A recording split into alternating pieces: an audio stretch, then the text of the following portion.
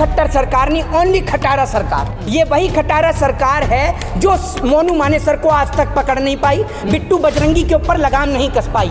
ये वही खटारा सरकार है, आप ये समझ लीजिए। मोनू मानेसर हो या बिट्टू बजरंगी हो, बजरंग दल ये बीएचपी वाले कहाँ चले जाते हैं जब हिंदू धर्म की बेटियों के साथ बलात्कार करने वाले भाजपा के नेता होते हैं। आप क्या हिंदुओं का दर्द समझेंगे? आपकी पार्टी के नेता हिंदू बेटियों के साथ बलात्कार करके बैठे हुए हैं। आपकी पार्टी का एमएलए कुलदीप सिंह सेंगर जो कि बलात्कारी है, तब ये सारे के सारे बजरंग दल वाले गूंगे हो जाते हैं, क्योंकि बजरंग दल वाले सिर्फ उसी मुद्दे में बोलते हैं जिस मुद्दे में हाथ सिर्फ मुसलमान का हो।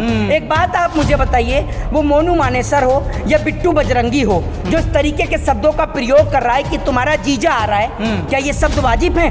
मैं तो ये कहता हूं कि दोनों के ऊपर, जिसने पत्थर मारे और जिसने हिंसा को उग्र किया, दोनों के ऊपर आईपीसी की धारा 124A के तहत देशद्रोह का मुकदमा दर्ज होना चाहिए। और हरियाणा को अगर जलते हुए किसी ने बचाया है तो मैं कहता हूं कि जाटों ने बचाया है हरियाणा को जलते हुए। लेकिन उन्होंने एक ही बात बोली है कि मेवाती हमारे भाई हैं और ये जो हिंसा है ये प्रायोजित है और हम इस हिंसा का समर्थन नहीं करेंगे। और इन्हीं की राह पर आज पूरा हरियाणा चल रहा है। मोदी सरकार से पहले किसी को नहीं पता था कि क्या मंदिर और क्या मस्जिद के बीच मतभेद होता है, क्या हिंदू और क्या मुसलमान के बीच मतभेद होता है। लेकिन जब से केंद्र में भाजपा की सरकार आई है, भाजपा का एक ही मूल उद्देश्य है, देश में एक ऐसा मेमोरेंडम क्रिएट किया है कि मुसलमानों से खतरा है। लेकिन ये नहीं पता कि कैसा खतरा है। कभी राम मंदिर का मुद्दा तो कभी ज्ञानवापी का मुद्दा। अभी आप देख रहे हैं ज्ञानवापी का मुद्दा मीडिया धीरे धीरे दिखा रही है। जैसे ही 24 का चुनाव आ जाएगा उसको तेजी से स्टार्ट कर दिया जाएगा। है मोनू मानेसर मिल कहाँ? टीवी चैनल वाले को जो इंटरव्यू दे रहा है तो मिल नहीं रहा। टीवी चैनल वाले कैसे पकड़ लेते हैं? मतलब कोई आदमी टीवी चैनल वालों को मिल सकता है लेकिन इस देश की आईबी को, रॉ को, इंटेलिजेंस को नहीं मिल सकता।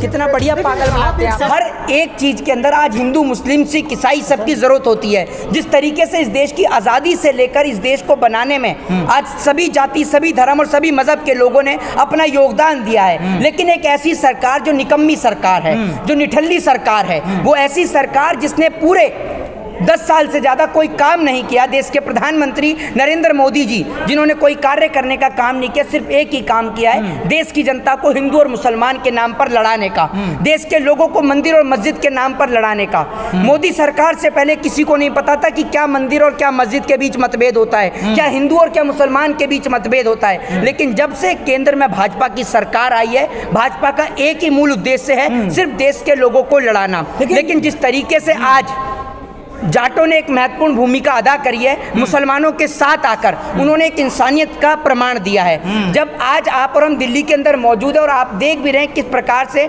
डॉक्टर ओम प्रकाश धनखड़ जी ने, जो कि महाखाप पंचायत के कोऑर्डिनेटर हैं, उन्होंने एक ही बात बोली है कि मेवाती हमारे भाई हैं और ये जो हिंसा है ये प्रायोजित है और हम इस हिंसा का समर्थन नहीं करेंगे। और इन्हीं की राह पर आज पूरा हरियाणा चल रहा है। और हरियाणा को अगर जलते हुए किसी ने बचाया है तो मैं कहता हूँ कि जाटों ने बचाया हरियाणा को जलते। लेकिन जाटों ने बचाया, बाकी जो बजरंग दल के लोग हैं, बीएचपी के लोग हैं, उन्होंने तो जला दिया। ये बजरंग दल, ये बीएचपी वाले कहाँ चले जाते हैं जब हिंदू धर्म की बेटियों के साथ बलात्कार करने वाले भाजपा के नेता होते हैं। ये बजरंग दल वाले और बीएचपी वाले तब कहाँ चले जाते हैं जब हिंदुओं के बच्चे सड़क पर रोजगार मांग रहे होते हैं और देश की सरकार उनके ऊपर लाठियों डंडे भांज रही होती है। ये बजरंग दल वाले और बीएचपी वाले तब कहाँ चले जाते हैं जब एक भाजपा का नेता देश की बेटी के साथ बदतमीजी करता है। ये बजरंग दल वाले और बीएचपी वाले तब कहाँ चले जाते हैं जब एक भाजपा का नेता विधानसभा में बैठकर पॉर्न वीडियो देखता है। तब ये सारे के सारे बजरंग दल वाले गूंगे हो जाते हैं, क्योंकि बजरंग दल वाले सिर्फ उसी मुद्दे में बोलते हैं जिस मुद्दे में हाथ सिर्फ मुसलमान का हो।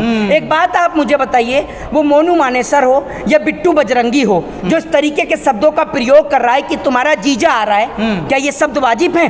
मैं तो ये कहता हूं कि दोनों के ऊपर, जिसने पत्थर मारे और जिसने हिंसा को उग्र किया, दोनों के ऊपर आईपीसी की धारा 124A के तहत देशद्रोह का मुकदमा दर्ज होना चाहिए। पत्थर बरसाने वालों पर आप कह रहे हैं कि मुकदमा दर्ज होना चाहिए, दोनों पे होना चाहिए। जिनके हाथ में हथियार जिनके हाथ में था, मैं आपको क्या बोल रहा हूँ, जिनके हाथ में हथियार था, जिनके हाथ में पत्थर थे, जिन्होंने गोलियां चलाई और जिन्होंने हिंसा को भड़काया, सबके ऊपर देशद्रोह का मुकदमा दर्ज होना चाहिए। लेकिन हरियाणा की सरकार क्या कर रही है? हरियाणा की सरकार सिर्फ बुलडोजर चला रही है, जिस बुलडोजर का रोकने का काम इस देश की न्यायपालिका ने किया है। आज जिस तरीके से लोगों के बीच में नफरत पैदा की जा जा रही है। आप ठीक मेरे पीछे देख रहे होंगे कि यहाँ पर लिखा हुआ है कि उठे सोने वाले।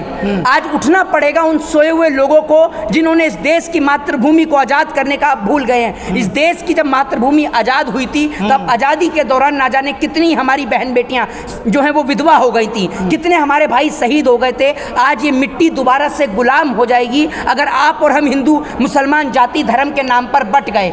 आज से पहले क्या आपको मुसलमानों से खतरा नहीं था? बिल्कुल नहीं था। और मुसलमानों से कभी इस देश को कोई खतरा रहा नहीं है, क्योंकि जब बात कश्मीर की आती है, आज सदन के अंदर स्मृति ईरानी कश्मीरी पंडितों की बड़ी वो रोने रो रही थी कि स्मृति ईरानी कह रही थी कि पंडितों के ऊपर अत्याचार किया। मैं उनसे पूछना चाहता हूं कि सबसे ज्यादा अत्याचार तो आपकी सरकार के राज में हुआ है कश्मीरी पंडितों के ऊपर। आप क्या हिंदुओं का दर्द समझेंगे? आपकी पार्टी के नेता हिंदू बेटियों के साथ बलात्कार करके बैठे हुए हैं। आपकी पार्टी का एमएलए कुलदीप सिंह सेंगर जो कि बलात्कारी है, उसके लिए आप क्या कहेंगी? आज आपने भली उसको पार्टी से निकाल दिया। देश में नफरत का माहौल उस दिन पैदा किया गया जिस दिन भारतीय जनता पार्टी के एक नेता जिस तरीके से बयान देती है नूपुर शर्मा, उसके एक विवादित बयान के बाद देश के अंदर हिंदू और मुसलमान का माहौल क्रिएट किया जाता है। कभी राम मंदिर का मुद्दा तो कभी ज्ञानवापी का मुद्दा। अभी आप देख रहे हैं ज्ञानवापी का मुद्दा मीडिया धीरे धीरे दिखा रही है। जैसे ही 24 का चुनाव आ जाएगा उसको तेजी से स्टार्ट कर दिया जाएगा। देश में एक ऐसा मेमोरेंडम क्रिएट किया है कि मुसलमानों से खतरा है, लेकिन ये नहीं पता कि कैसा खतरा है। में जो हिंसा भड़की उसके बाद खट्टर सरकार करे कि इंस्टेंट एक्शन लिया गया है, बुलडोजर चल। कोई खट्टर सरकार नहीं, ओनली फॉर खटारा सरकार। कोई खट्टर सरकार नहीं, ओनली खटारा सरकार। ये वही खटारा सरकार है जो मोनू मानेसर को आज तक पकड़ नहीं पाई, बिट्टू बजरंगी के ऊपर लगाम नहीं कस पाई। ये वही खटारा सरकार है, आप ये समझ लीजिए। ये है मोनू मानेसर मिल कहाँ? टीवी चैनल वाले को जो इंटरव्यू दे रहा है तो मिल नहीं रहा। टीवी चैनल वाले कैसे पकड़ लेते हैं? मतलब कोई आदमी टीवी चैनल वालों को मिल सकता है लेकिन इस देश की आईबी को, रॉ को, इंटेलिजेंस को नहीं मिल सकता। कितना बढ़िया पागल बनाते हैं। सवाल आप कह रहे थे कि अंग्रेजों से भारत के लोग लड़े, लेकिन ये तो मुसलमानों से लड़ रहे हैं हिंदू धर्म बचाने के लिए, सनातन धर्म बचाने के लिए। अरे एक बात आप मुझे बताइए, 1947 में ये देश आज़ाद हुआ। जिनको पाकिस्तान जाना था वो पाकिस्तान चले गए। देश की आज़ादी के बाद जिसको पाकिस्तान जाना था वो पाकिस्तान चले गए, ठीक है। लेकिन आज जिस तरीके से जो लोग इस देश में रह रहे हैं उनका इस देश पे अधिकार था, अधिकार है और अधिकार रहेगा। और इस देश के मुसलमान से किसी को कोई भी खतरा नहीं है। खतरा है तो भाजपा के बलात्कारी नेताओं से जो देश की बहन बेटियों की इज्जत और आबरू के ऊपर हाथ डालने का काम करते हैं। तो भाजपा के नेताओं से अपनी बहन बेटियों को बचा के रखें। जय हिंद, जय भारत, वंदे मातरम।